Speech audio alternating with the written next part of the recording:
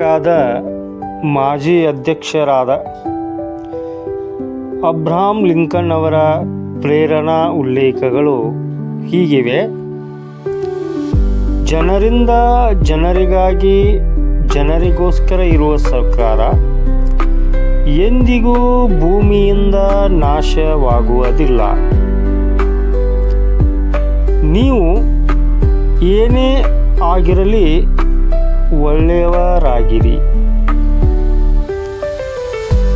ನಾನು ನಿಧಾನವಾಗಿ ನಡೆಯುತ್ತೇನೆ, ಆದರೆ ನಾನು ಎಂದಿಗೂ ಹಿಂದಕ್ಕೆ ನಡೆಯುವುದಿಲ್ಲ. ಇತರರಿಗೆ ಸ್ವಾತಂತ್ರ್ಯ ನಿರಾಕರಿಸುವವರು ತಮಗಾಗಿ ಅದಕ್ಕೆ ಅರ್ಹರಲ್ಲ. ನಿಮ್ಮ ಭವಿಷ್ಯವನ್ನು ಊಹಿಸಲು ಉತ್ತಮ ಮಾರ್ಗವೇನೆಂದರೆ ಅದನ್ನು ರಚಿಸುವುದು. ದೇವರು ನಿಮ್ಮ ಕಡೆ ಇದ್ದಾನೋ ಇಲ್ಲವೋ ಎಂಬುದು ನನ್ನ ಕಾಳಜಿಯಲ್ಲ, ದೇವರ ಕಡೆ ಇರುವುದು ನನ್ನ ದೊಡ್ಡ ಕಾಳಜಿ.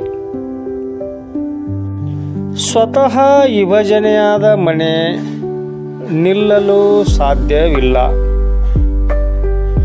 ಕೊನೆಯಲ್ಲಿ ನಿಮ್ಮ ಜೀವನದಲ್ಲಿನ ವರ್ಷಗಳು ಎಣಿಕೆಯಾಗುವುದಿಲ್ಲ, ನಿಮ್ಮ ವರ್ಷಗಳಲ್ಲಿನ ಜೀವನ ಎಣಿಕೆಯಾಗುತ್ತದೆ. ಇಂದು ತಪ್ಪಿಸಿಕೊಳ್ಳುವ ಮೂಲಕ ನಾಳೆಯ ಜವಾಬ್ದಾರಿಯಿಂದ ತಪ್ಪಿಸಿಕೊಳ್ಳಲು ಸಾಧ್ಯವಿಲ್ಲ.